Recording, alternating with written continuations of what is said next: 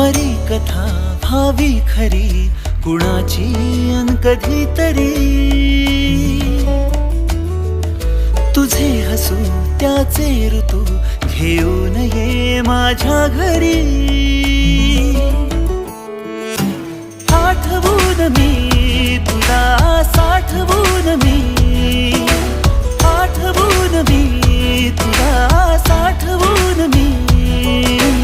जपतो कालचा श्वासही पडे सरीची भूल या उन्हा रोजच घडतो वेडा गुन्हा तुझीच जादू तुझ्यावरी तुझे मला शोधणे